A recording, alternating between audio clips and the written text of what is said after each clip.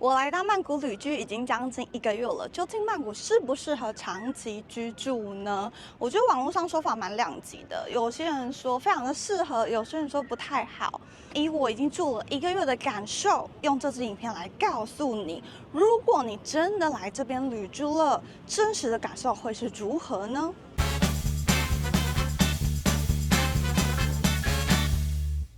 是的，我忘记讲开场了，请让我补讲。在流动里找安定。大家好，我是车小草，欢迎来到我的生活实验。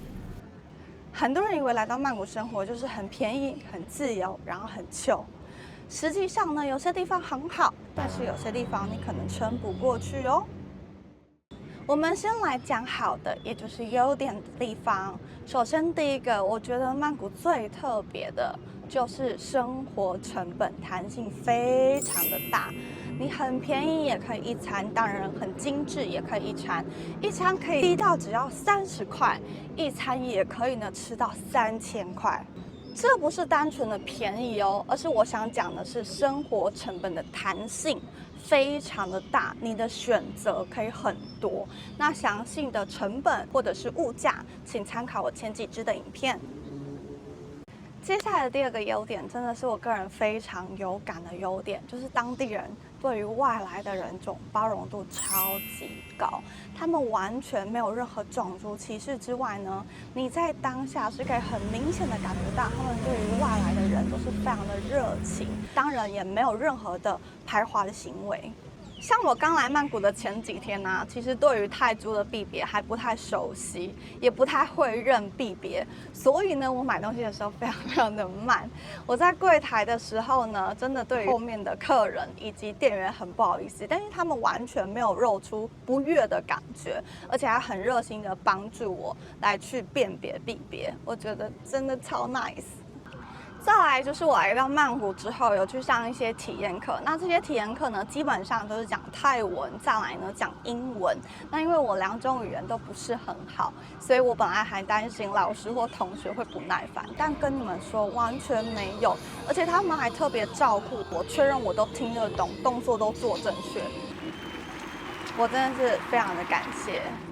接下来我想跟大家分享的第3个优点就是曼谷的便利性真的超级高。那便利性我分成2个部分说，第一个部分就是交通，也就是大众交通工具 ，BTS 跟 MRT， 你要去的景点基本上都到得了，你要去的闹区也都到得了。如果真的离 BTS 或者是 MRT 比较远的地方，你从捷运上一下来，你就可以看到一整排的 motorcycle taxi， 或是你要随手叫嘟嘟车，或者是用你的 app 叫 Grab， 都是非常便利的。再来第2个便利性，我想要讲的是，请问一下，在泰国待更久的大家，泰国的便利商店，也就是 7-Eleven 的密集度也太高了吧？百货公司、咖啡厅还有餐厅的密集度也很高，所以你24小时你要去哪里，你要吃什么，你要买东西，真的完全不用担心呢。优点分享完，缺点也要老实说。首先，第一个，刚才讲到的大众交通工具很便利。但是交通很拥塞，这个是全世界出名的。实际上来到曼谷之后，我真的非常能感受到，尤其是上下班的巅峰时间，这边的塞车程度非常的夸张。如果你是来这边开车的话，或者是你叫 Grab 或者是嘟嘟车是在尖峰时段，你就会很明显的感受到你的时间通通耗在塞车上。讲到交通拥塞，就必须提到第2个缺点了，也就是曼谷的空气品质真的不是很好。那除了交通拥塞带来的汽车排放废气之外呢，他们的工业很发达，所以工业排放的废气也非常的严重。而且曼谷是属于低洼的平原，所以呢，累积了这些康空气之后，它又不容易扩散出去。所以有时候就会变成我在曼谷户外待了一整天，回到住宿的时候要卸妆，用那个卸妆棉一擦，就是脸上会灰灰的一层。接下来第3个缺点呢，我要讲到就是行人的部分了。如果你是来到曼谷很常开车的，当然不觉得，但是因为我在曼谷很常走路，所以给我的感觉就是人行道不但没有维修，而且非常的脏。怎么说呢？因为人行道有些地方瓷砖已经跑起来了，但是政府单位没有维修，所以那跑起来的地方就在那边。如果你一不小心，就有可能会跌倒。再来，垃圾的部分，确实在一些比较精致的地方，路边是没有垃圾的，但是绝大部分的地方路边都有垃圾，而且还有店家直接拿一大袋的塑胶袋垃圾放在路边的树旁边，就直接丢在那。接下来的2个呢，我把它放在最后说，是因为我觉得这2个部分要取决于个人的习惯以及喜好的程度。首先是天气了，我先说我本人呢是比较怕冷、比较耐热的一个人，而且我也喜欢晒太阳，所以来到曼谷之后，虽然曼谷的天气炎热，虽然它基本上没有4季，基本上都是夏天，但是我个人是蛮喜欢的，尤其是像现在我在公园。有一点太阳，然后吹着风，舒适的感觉，我个人是很爱的。我相信来到曼谷非常多欧美人士也是为了曼谷这个太阳来的。而如果你本身是一个很讨厌晒太阳、很不喜欢流汗的人，那当然这个对你来说就是缺点了。再来第2部分就是曼谷的人，也就是在地人，真的是节奏比较慢，所以呢，你可能在结账的时候，甚至呢，我第1天下飞机出海关的时候，哇！那个排队人龙真的是排到超级长，但是呢，他们还是宅烟烟慢慢来，所以这部分要取决于你喜不喜欢这样子的生活节奏。如果呢，你是一个很喜欢快节奏的人，那你应该会有点受不了他们的缓慢。但是如果你也是一个很 chill 啊，想要放松、慢慢生活的人，我觉得曼谷的步调是蛮适合的。对于我来说，我觉得从台湾来到曼谷，我真的有在慢慢学习步调放慢一点。接下来呢，我就要跟大家分享，我觉得适合来到曼谷长期居住的几种人。首先，第一种人呢，你在预算有限的情况下，你希望有一个高 CP 值的生活环境，我觉得曼谷就很适合，因为你可以用比较低的生活成本，得到美食、